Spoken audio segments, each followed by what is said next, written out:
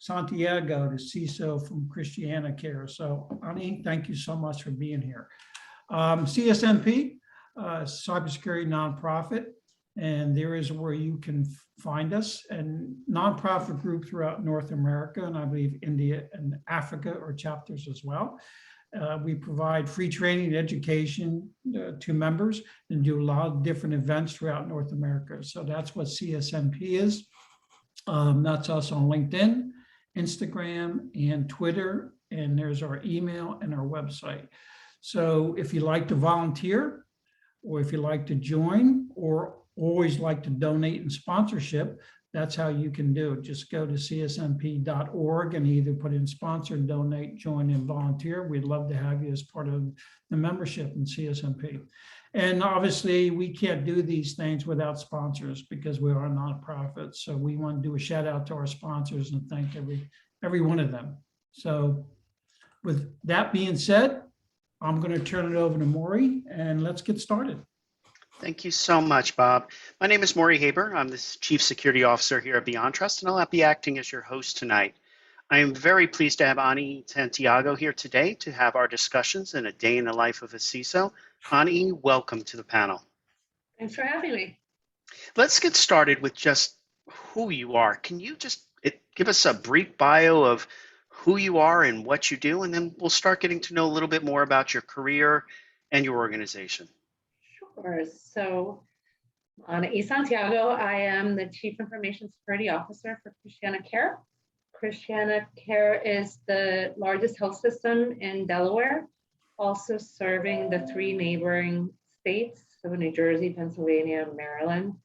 Been there for 6 years. Prior to that, I spent 10.5 years at Einstein Healthcare Network in Philadelphia as their Information Security and Privacy Officer. So I've had about 16 plus years of cybersecurity and privacy leadership in the healthcare industry. Who I am is a leader in cybersecurity that is really passionate about the healthcare industry.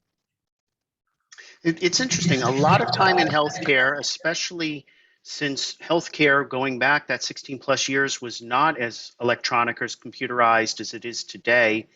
You've seen a lot of changes in that time, I assume. I have. So I was hired by Einstein in January of 2005. And for those of you that know healthcare may know that the HIPAA security rule came into effect in April of 2005. And so in January I was hired and was basically said, make us compliant with the HIPAA security rule. And I walked into an organization where there was no security program. Nobody had ever thought about security, not within the IT environment or outside of the IT environment. And so the first couple of years that I was there, I was really, my primary task was to really socialize the concept of cybersecurity, why it was needed, why it was important, not just within IT, but outside with our clinicians and our business stakeholders. Shortly after that, we did begin to see the adoption of electronic health records and technology, and it's certainly been an evolution within healthcare. But I've seen an industry that has really grown in terms of technology adoption and cybersecurity adoption over the last 16 years. It's been really interesting, but certainly very rewarding to be able to embark in that journey. Well, before we dive into that journey, your career, and a lot of the nuances is what it takes to be a CISO in a healthcare profession, let's see if we can get to know a little bit about you. So for starters, I understand you gave up a football game tonight in order to be with us. So I assume that's your favorite pastime. If not, can you tell us potentially what it is? Sure. So sports are definitely a huge part of my day-to-day life. In fact, today I just got back from a day Phillies game where we watched the Phillies beat the Dodgers and keep our #1 spot in the National League. I also am a season ticket holder for the Eagles, and I gave up the tickets. I'm happy to say that I donated them to servicemen which is what I often do when I'm not able to go. I partner with a company that donates Eagles tickets to service people. I shouldn't say servicemen, service people, whether it's, folks in the military or folks that are firefighters, EMTs, what have you. So I'm not as excited about missing the game because I know that the tickets went to people that are really deserving. That's wonderful, and I think that's an incredible way to start the example of our discussion tonight. Is like CSNP, we want to give back to the community, and these conversations help educate, whether they're people been in the industry a long time or someone just getting new or started in cybersecurity, a perspective of how we began, how we started, and what they can get or where they could go. Which brings me to our big first question is, how did you get started? As you already indicated, you've been doing this a long time, but how did you get into cybersecurity 17 years ago? That's a great question.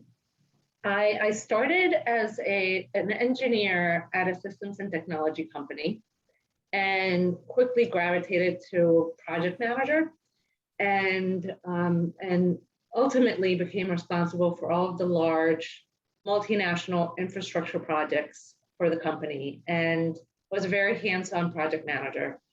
And each one of those projects touched on technology, server consolidation, voice over IP, remote work, databases, firewalls, networking, you name it. And each one of them had a security component to it.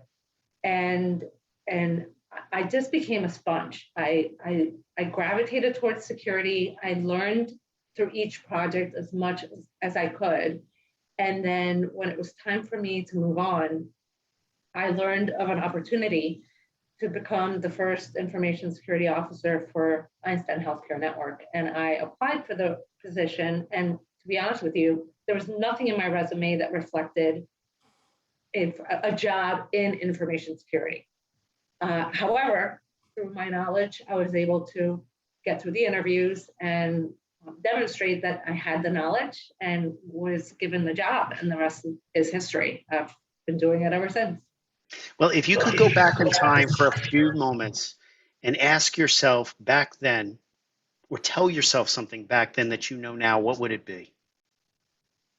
It would be to make sure that you're prioritizing investing in yourself and investing in the hunger to learn and acquire knowledge, and that regardless of where you are in your career, prioritize learning, get information from others, and really make sure that you're constantly growing and getting to the point where you feel confident about what you want to do and who you want to be, and then go for it. So a self-improvement attitude, tell yourself, don't settle for something, just keep on moving, keep on growing. Is that the best way? Absolutely. So part of my story, in the role that I was at the systems and technology company, I was playing a larger role than honestly what I was being paid for. And I had a lot of friends that would say to me, they're taking advantage of you, you should probably move on or at least fight for something.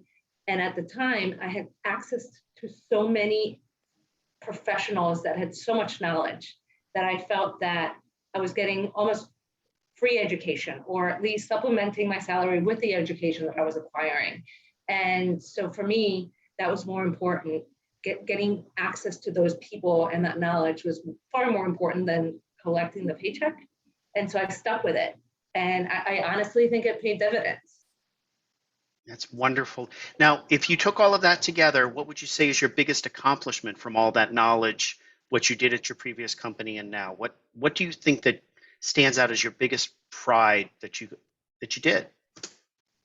Being one of the youngest female cybersecurity leaders in a large metropolitan area.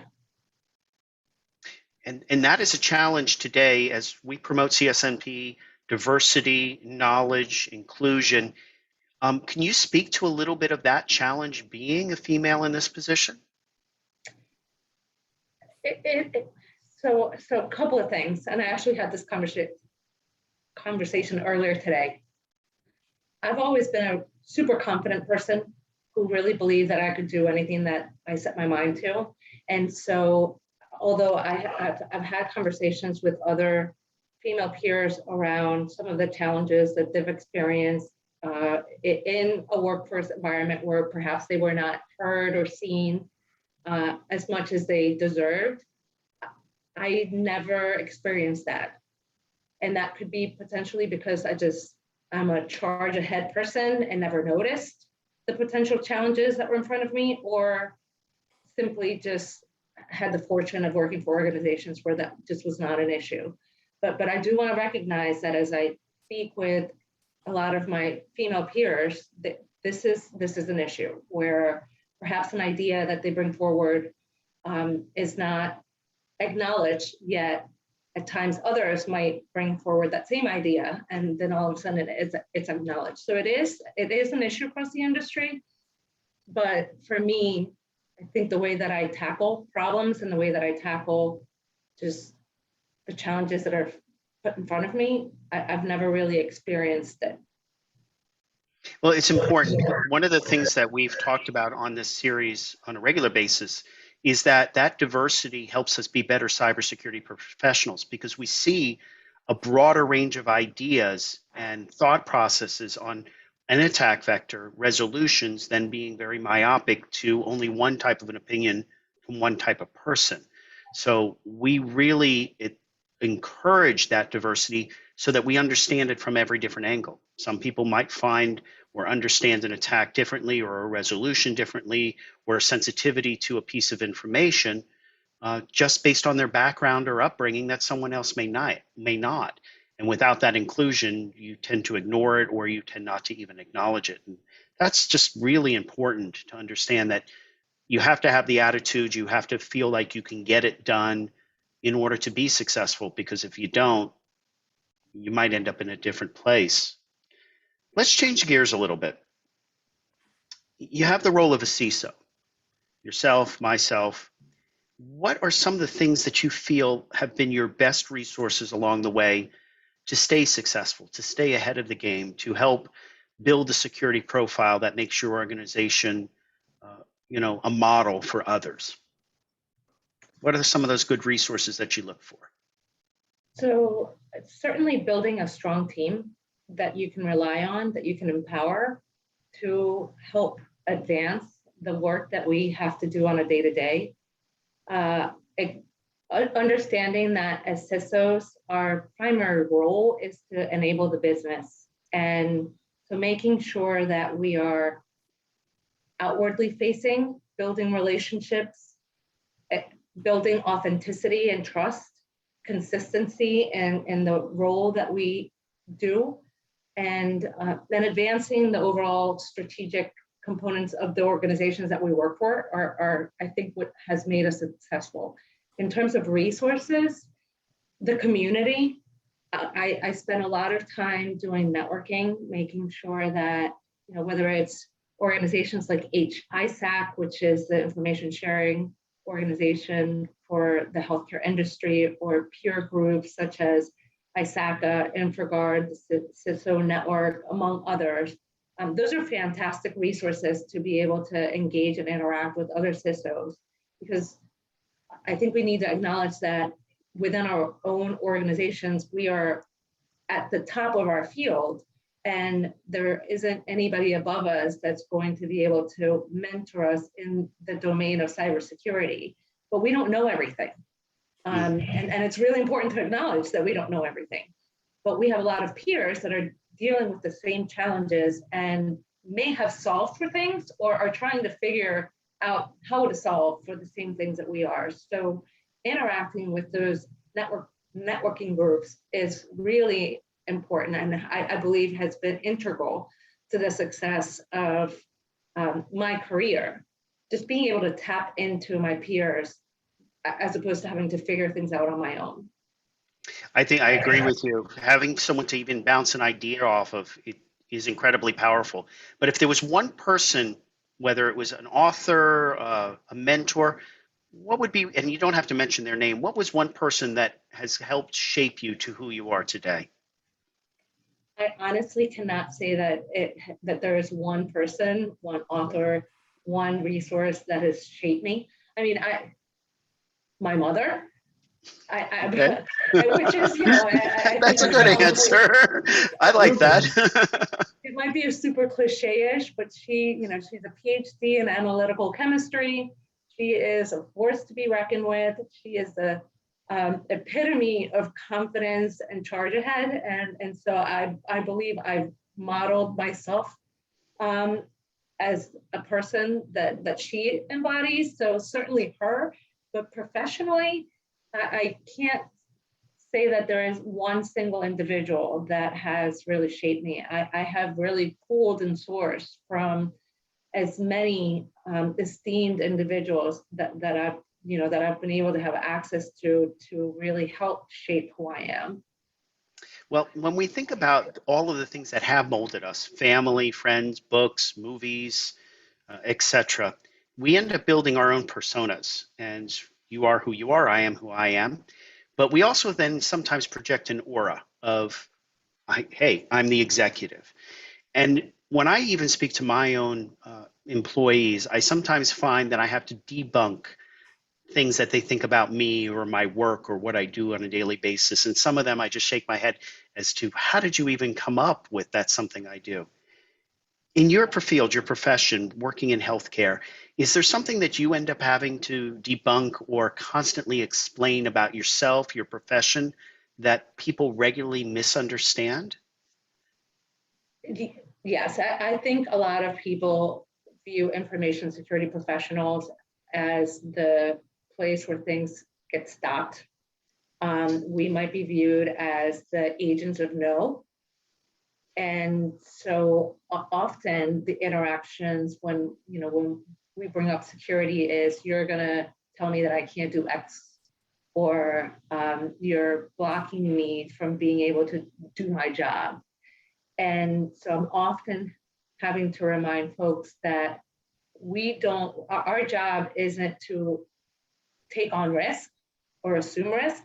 Our job is really to assess organizational risk, communicate organizational risk, and then work with you to manage that risk to what we believe are culturally and organizationally acceptable levels. And so I have to remind people that I will never tell you that you can't do something to some degree.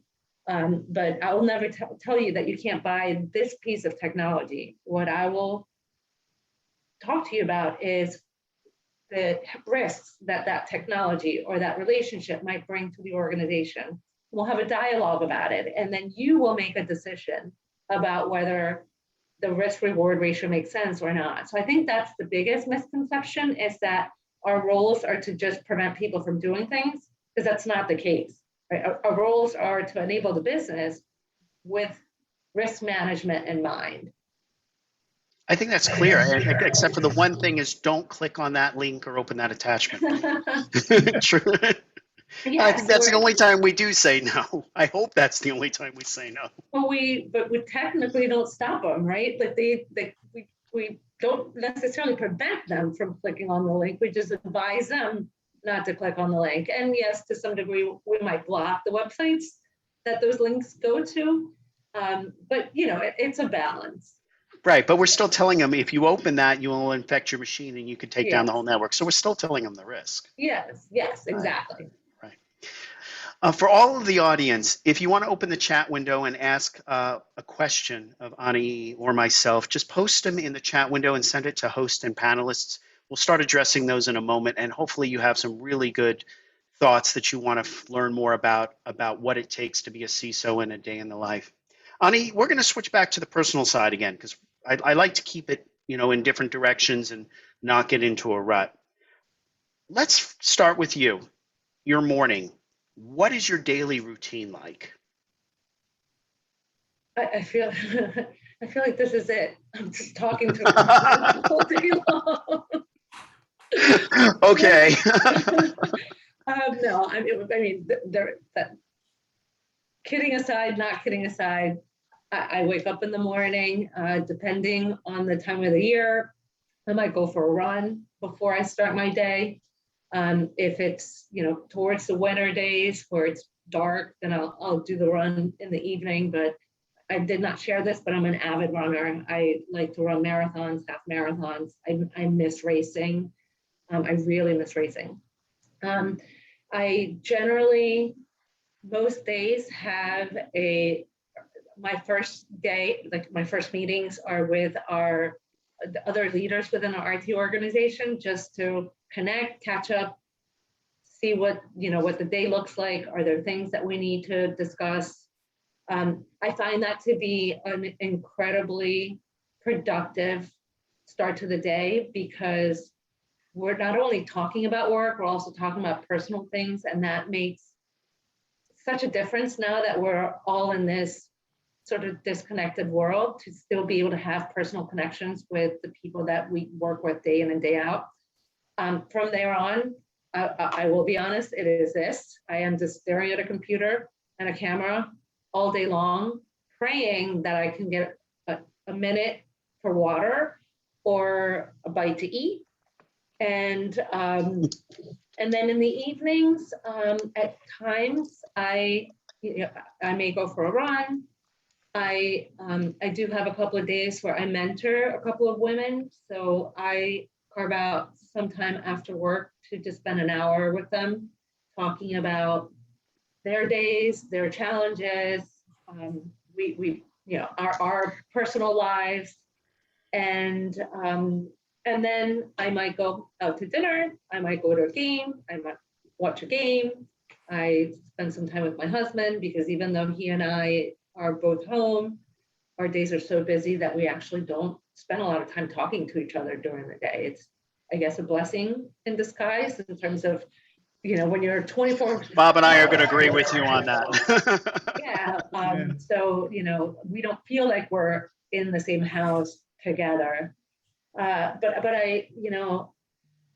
I believe in a really healthy work-life balance, if that might be part of what you were asking. I learned back in my early career, I used to work 12 hours, 14 hours a day, a grind. And at some point, I decided to go get my executive MBA. And it was a very intensive program. And so I didn't have the luxury. At like 5 o'clock, I had to stop and I had to go do the schoolwork. And it was 5 days, 7 days a week.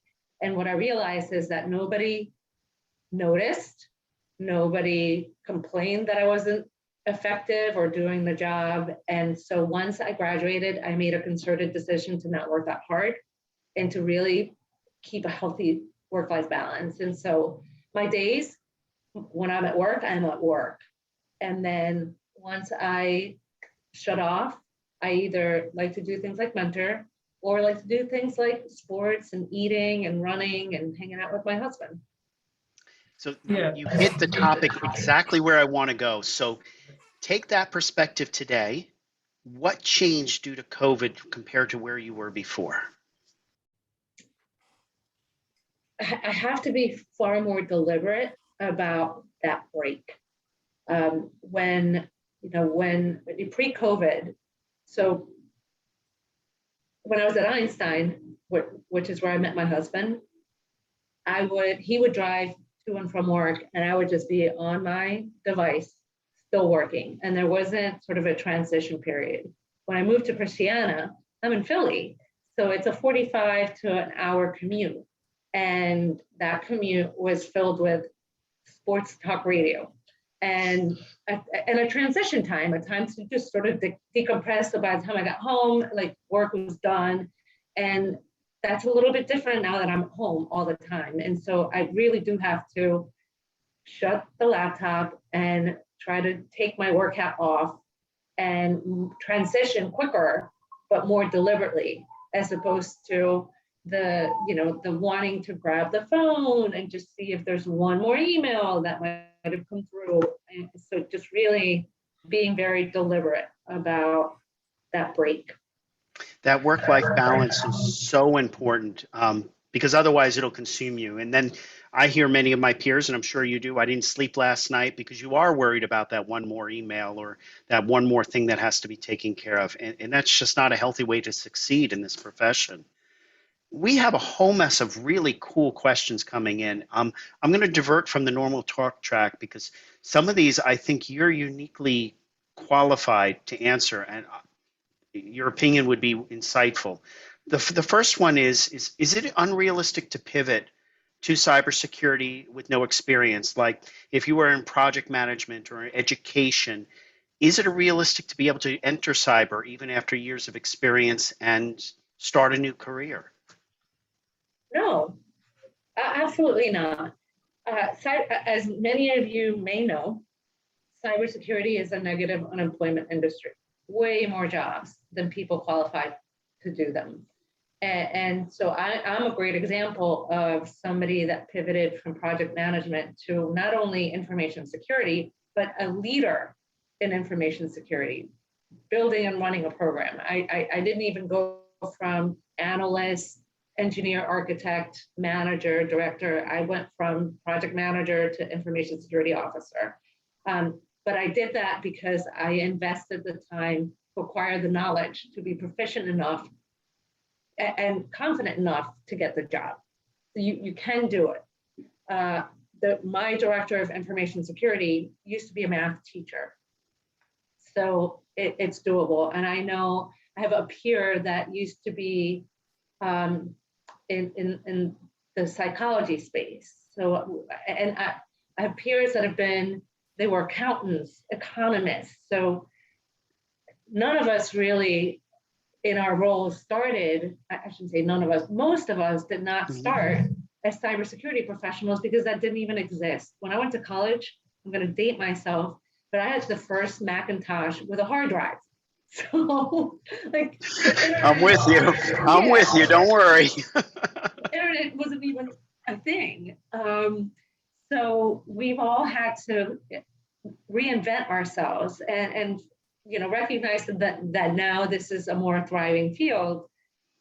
There are tons of opportunities. And what I would say from an advice perspective is you just have to want to be hungry enough to do the work and be hungry enough to want to learn and be hungry enough to want to contribute. I have pulled, so part of my team members, got folks from help desk, got folks from network operations center, no cybersecurity experience whatsoever. I picked off a guy from Twitter who was, frankly, he had finally gotten the certification. He wanted to switch jobs. And, and he was, in the later years of his career. I said to my director, call him, give him 5 minutes. If it's a fit, it's a fit. If it's not, it's not. He's thriving. He's been with us for a couple of years now. So I am of the belief that we need to give folks that exhibit a hunger for learning a shot in information security, but you have to demonstrate that. And you demonstrate that through that self-investment that I talked about, whether it's you have a lab at home and you're doing things, or you're getting the certifications, or you're volunteering somewhere, doing information security. Like you just have to demonstrate a hunger and a passion and a willingness to invest in yourself. I could not agree wholeheartedly. You said it better than I could have ever articulated. And I think Bob probably started in something different. I was building flight simulators and network management before I got into cyber. While we may seem a little older, cyber was not an educational degree. It opens up the question, and I'll paraphrase this one because the question itself was a little long, that the progression path or the career path for cyber can seem incredibly complicated. How do you navigate through to the top echelons, to be a CISO, to be a VP of InfoSec? Because it doesn't seem like it's a natural progression from like a sales development representative to account manager to an enterprise account manager to, it doesn't seem like that path is clear. Do you have any advice for someone getting into the field as to how they navigate to become a CISO in the future? Sure. So I do think there's a progression. Even just within my team, we've got junior analysts, which are the entry-level positions. We've got analysts, we've got senior analysts, From there, you can become an engineer, an InfoSec architect, a program manager, a manager, director, senior director, VP, CISO. So there's sort of that career path. Obviously, that's not the path that I took, but mine might be a little untraditional. But if you're interested in just entering into the field, looking for junior analysts or analyst positions is probably the way to go. A lot of folks that enter the industry enter it through Security Operations Center, where they're looking at alerts and responding to alerts and triaging. That's a field that often folks get burnt out from because they're pretty intense. So they're about 18-month jobs before somebody wants to move on. But in terms of moving into leadership, it's really, progressing through some of those areas and really building on the soft skills and the leadership skills that you need to have, regardless of whether you're a CISO or a VP of orthopedics. It's really about making sure that you're building on not just the technical skills, but the leadership skills that are required to enter into any kind of management. Yeah, I think those soft skills are really critical. And personally, I like pulling people from technical support because they learn how to articulate to a customer, the end user, in a calm, concise fashion. And then they have an inherent knowledge or drive to learn and solve a problem or figure out a problem. To me, that's been one of the greatest resources to actually start that career path because they're building those soft skills that are needed from technical support. One of the other questions that came through here, and I'll see if I can paraphrase it well. And remember, please, if you do have questions, put them in the chat to host some panelists. I see a couple of people have raised their hands. We're not going to be doing live question and answer. When you go through a risk assessment or making a security type of decision, how do you rate, gauge, consolidate, or present that information for you to decide on what to work first? Do you normally go out to your peer CISOs and say, look, I've got these several different things, which is the highest priority, or are you actually using tools to get there? What is the underlying mechanism or thought process to say this is the highest risk I have to do first? That's a great question. Yeah, the way they wrote it is not, I'm trying to paraphrase it because if I read it directly, it's going to come out even a little bit more complicated. So just something behind going, you're presented with a problem, how do you make it your biggest priority? Right. So everything that we do is founded on risk assessments. So those can look very differently depending on the domain that we're looking at. But I would say that the way that we prioritize things starts with what's important to our organization, what's important to the business. If you think about us in terms of healthcare, patient safety, it's everything that we do is centered around patient safety. And that includes cybersecurity, because I've said often, information security is not an information technology problem. In healthcare, it's a patient safety issue. And so as we look at the issues, the risks, the problems that we need to tackle, we prioritize them based on how is it going to affect clinical care and our business. And from there, we tie them back to what does the threat landscape look like? What are the biggest threats that we are dealing with? I think everybody can recognize that right now ransomware is the biggest thing. 10 years ago, it was a data breach, getting data exfiltrated. That is certainly a serious issue, but when you don't have computer systems available to you for clinicians to be able to deliver care, that feels far more important than that leaked information, not to diminish either. And so as we're looking at how we prioritize the things that we're going to work on, we're going to look at really impact, scope, and the threat landscape, and prioritize those things that we think are going to deliver the biggest value for what we're trying to manage. There are some really cool things that we could do that sound very sexy, but are very resource intensive and deliver this much value. And even though they might be fun and they might sound sexy to do, they're just not going to be the thing that gets us to where we need to get to. So absolutely, what's core to your business? How is it going to impact your business? And then prioritize according to that. I couldn't agree more. And tools will have their own good rating systems within the tools, but there is no universal method. It really becomes a lot of times that thought process to get through it. Yeah, I was going to say, if I can address tools, we do have, so we do use third-party risk management tools to, send out questionnaires.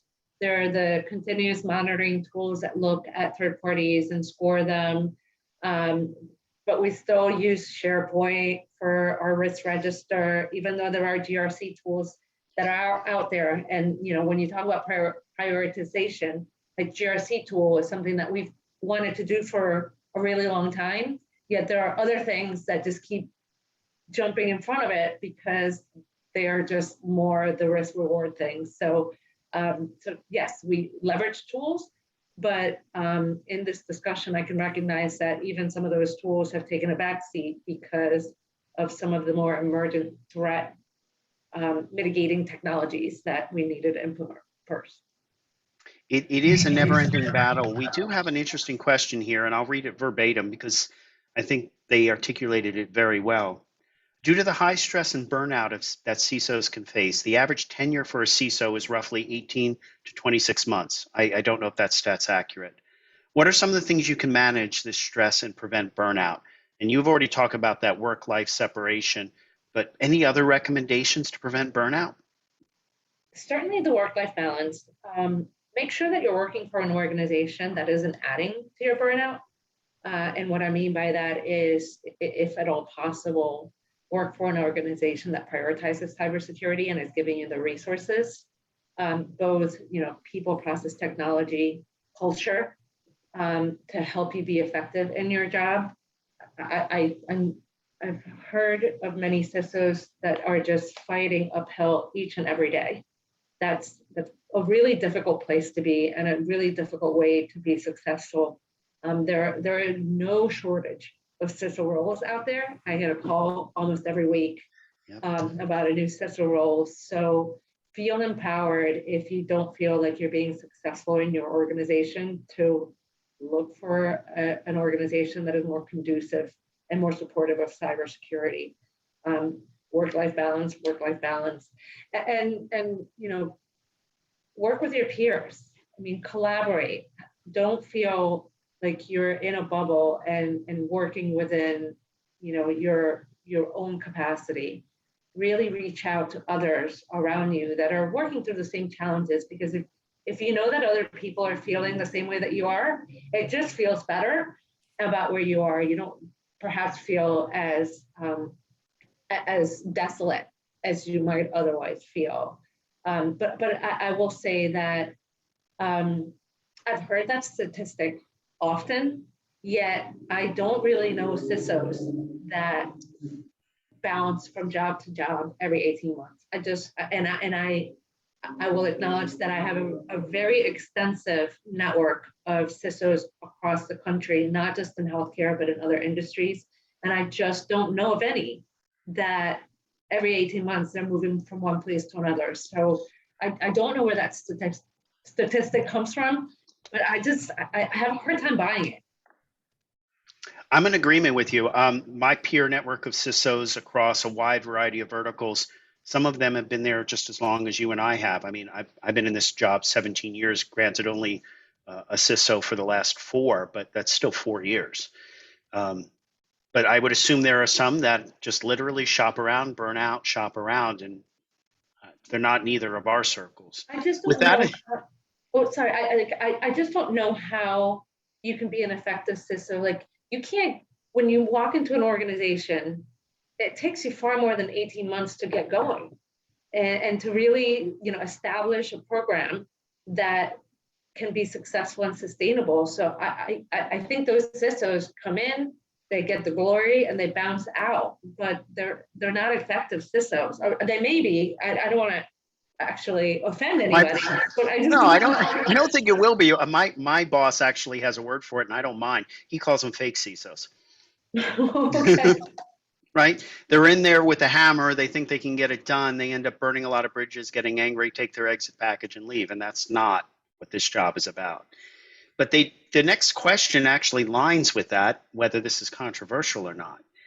We build our agendas, right? We start doing our asset management. We start going through all the motions of understanding where risk lies, who owns what vendors, all of the things we need to understand. But you end up with an agenda, and you have to deliver on it with cadence, reporting to the board potentially on an execution of your agenda. How do you do that, or how do you persuade people that these are the things I need to work on based on my investigation? And what techniques or material or books would you recommend to learn how to get through that execution? Because in 18 months, you're certainly not going to. But there is an art of saying to someone, here's a problem, help me solve it. What would you recommend? I'm paraphrasing a question with what I know, so I'm trying to pull the two together. So I hope that helps. And my sighing is that I've sort of grown up doing this. I didn't really pick up a book or a publication that has sort of gotten me where I am. For me, it really has been around, listening to people and understanding what outcomes they want to achieve, and then becoming a partner on how to deliver on those outcomes. So again, not so much inwardly looking at the cybersecurity agenda, but spending time and understanding what the organization wants to accomplish, and then marrying and then developing the agenda around those outcomes. So I'll try not to be too long about this, but how, when I started at Christiana, my primary goal was to meet with each one of there was some IT, but operational, business, clinical stakeholders to understand, to get to know them, for them to get to know me, and to understand what it is that was important to them. So the chief medical officer, the CEO, the chief financial officer, all the C-level folks, some of the VPs, the chairs, the clinical chairs, and start to build those relationships so that I got a picture of what was important to Christiana Care. And from there, I went back and looked at the cybersecurity posture of Christiana Care. And I did a CISO 45 days, meaning my assessment of the outwardly view, and then the assessment of our security posture. And then I did a 100 assessment. And I started to build out the picture and the dialogue around what we needed to prioritize. And so my agenda was predicated on what was important to the organization. And I think it's really important to make sure that, those meetings are continuous. It's not like I met with them once and then I went off and I did my agenda and never circled back. It's that continuous demonstration that you want to be a partner, and that your agenda is really about their agenda, and that the security agenda is just there to complement their agenda. And I often talk about this concept of frictionless security. And I work really hard to build that. And what that looks like is constant dialogue with my team around, we've got our priorities, we know what's important to us, but we always have to make sure that we know that whatever control we're going to put in place, whatever decisions we're going to make, that we understand the impact to our business and our clinicians, and that we do what is best in the name of information security for them. Because if we stop them from being able to do their work, they're just going to find workarounds and they're going to create more risk. And so, yes, we have to implement security, and we have to figure out what the priorities are. But at all times, we need to have a dialogue about why we're doing it in non-technical terms, and in terms that make sense to the organizational stakeholders. So we're doing phishing tests because if we don't, we might get malware. and there might be ransomware, and you might not be able to get, do patient care. We are doing data loss prevention, because if we don't, and somebody sends out a large file with patient information, we will have a data breach that will cause our regulators to come in and potentially fine us.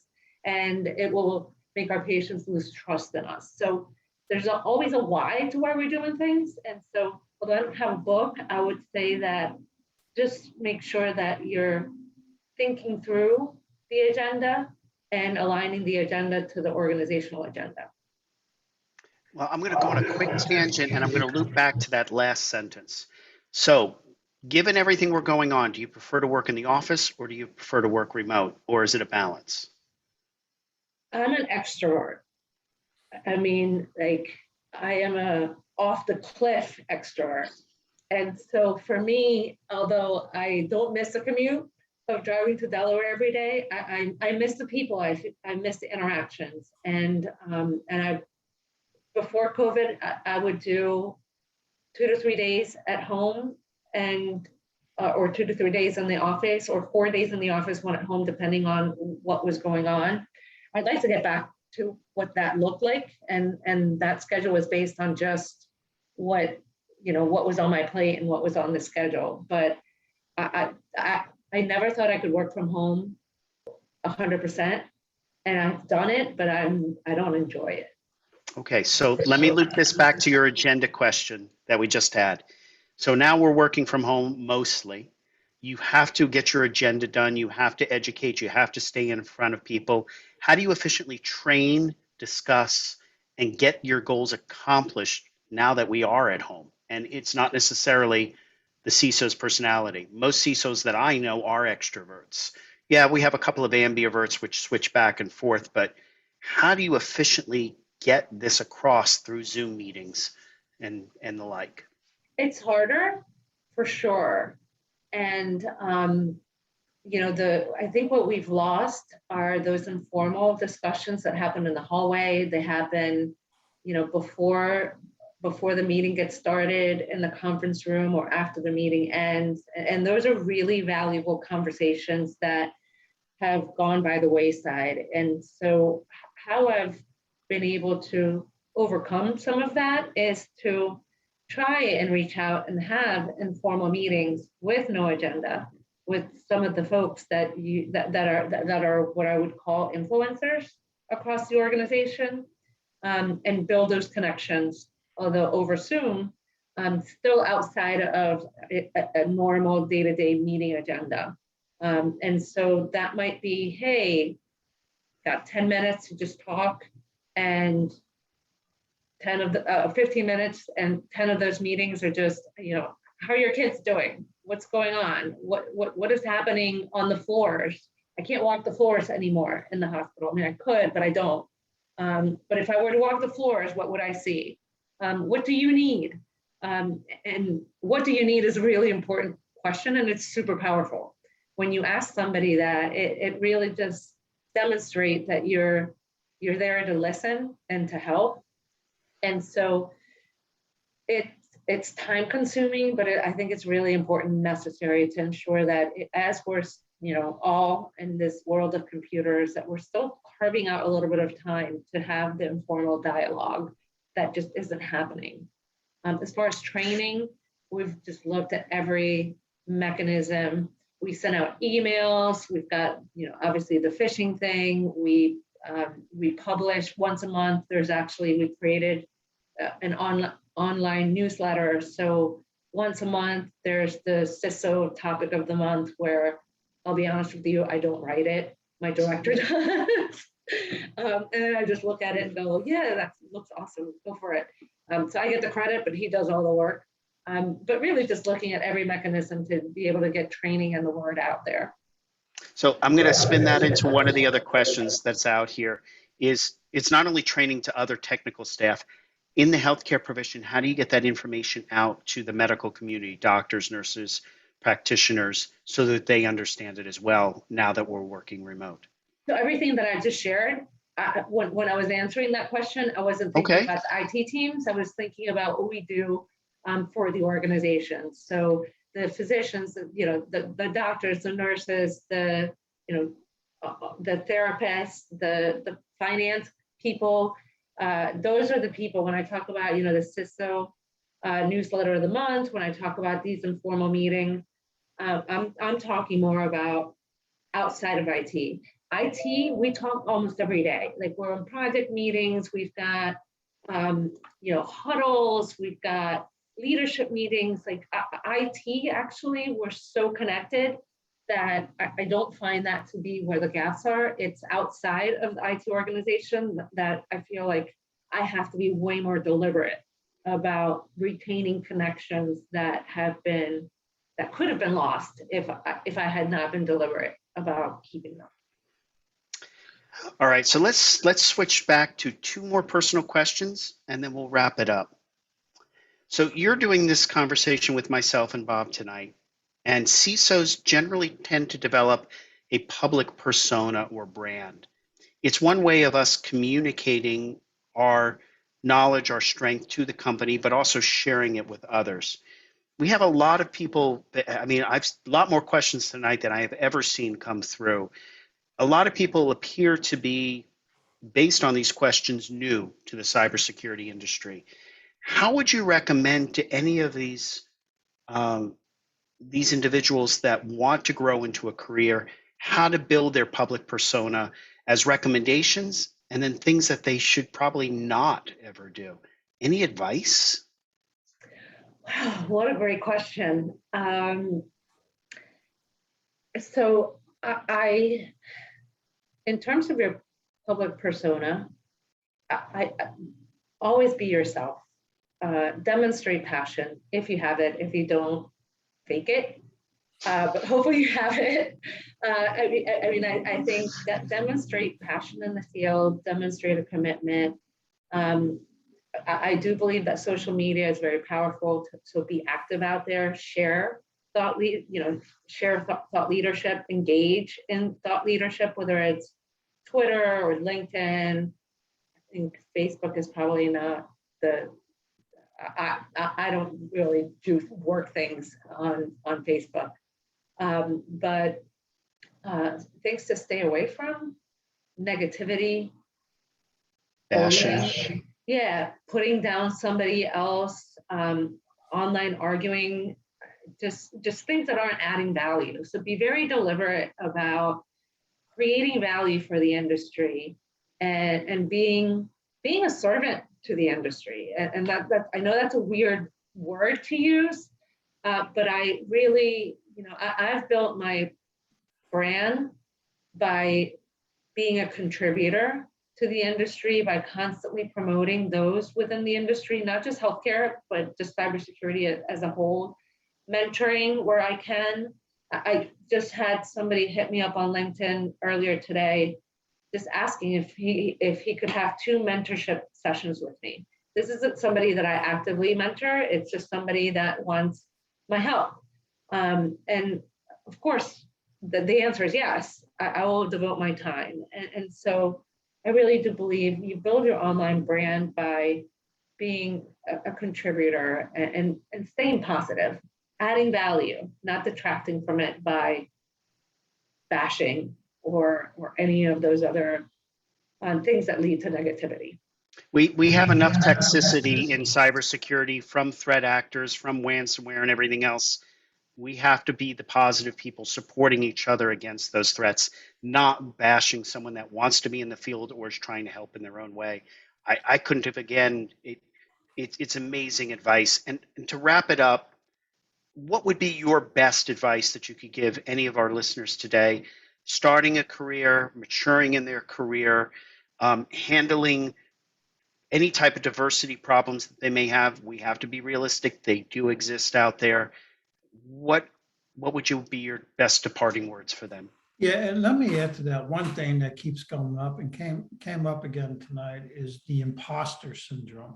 Almost every time, yeah. So maybe you can kind of answer with that in mind as well, Anahi. The imposter syndrome, is that? Yes, that comes up a lot, and I'm not surprised that it comes up here. I think we all suffer from it. Their self-doubt, I think, is it's a natural feeling. And I almost wonder whether if you don't have self-doubt, then how do you have self-awareness? And so I would say embrace it and look at it as an opportunity for growth. And if you feel like, I mean, there are days where I literally think, I'm like, if my employers, If they knew what I don't know. yeah, like how? Truth. How? But I laugh about it because at the end of the day, you know what? They trust me, and I believe that I am going to do what's best for my organization at all times. But there are times where I think, oh, this person might think I'm full of it, and that's just natural. But then check yourself: are you really full of it? No, you're not. So then move forward. And so how I have guided other people who have asked this question in the past is really to look at it as an opportunity for growth, embrace self-doubt, and don't let it detract you from moving forward. Like, my advice to anybody that's entering the field or just growing through the field is cybersecurity is a field where if you're not constantly learning and you're not constantly growing, you're not going to be successful.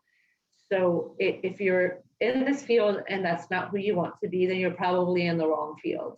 But if you are in this field and that's what you embrace, then go full on and push yourself continuously to learn, to grow, to embrace challenges. I'll give you the example of back in my early career, I was terrified of public speaking, terrified. I would see spots. I would break out in sweats. Like my heart would beat out of my chest. And, but I looked at that as an opportunity for growth. And so I continued to do it. And I pushed and I pushed and I pushed. And it was torture. I mean, it was absolute torture. And now, obviously, I'm not shy about being on camera, and I travel all over the country speaking and sharing, whenever I can. And so that wasn't me when I first started, but it is me now. And so if there are things that you find really hard, take those on and push and push and push until they feel easy. And if you feel like you're faking it, push and push and push until you feel comfortable that you're not. It's true, and it's impossible to know everything in this field. And if you're going to be dishonest with yourself, then you're going to be asking for whatever trouble there is. And be humble and acknowledge that, I remember when, my leader was talking about how he went through the hiring process, and he was very deliberate that he did not want to hire somebody that was the smartest person in the room. Like, he absolutely did not want somebody that acted like they were the smartest person in the room. And I don't think anybody likes the smartest person in the room. They want collaborators, they want contributors. And so just be that person. And that's key. That's, I think, the best recommendation we've heard throughout this series. I want to thank you so much for your time this evening. This has been a wonderful discussion. Anytime I do these sessions with Bob, I learn a ton as well. And I like acting as that sponge. You provide a good set of recommendations, guidance, inspiration to many of the youth that are on this call. And personally want to thank you so much for your time tonight, Anahi. Bob, back to you to wrap us up. Yeah, it's been a pleasure, and I really appreciate you coming on, Anahi. Thank you so much. And just next month, so everybody knows, our next CISO panel in September, our guest is going to be Nancy Hunter, who is the VP and Chief Information Security Officer for the Federal Reserve Bank of Philadelphia. So watch out for that invite coming out and that event. And hopefully this was impactful for everybody. I know it was for me, so it's been fantastic. Other than that, I think we can wrap it up. Anahi, any last words you'd like to say? So Nancy is a dear, dear friend of mine, and I would encourage all of you to join when she speaks. She's amazing. She's just a wonderful person and a brilliant, brilliant leader. So dial in for that. Yep. I think Wonderful. we're done. Thank you so much. And thanks everyone for attending. We appreciate it. Thank you. Good night, everyone. Good night. Right. Bye-bye.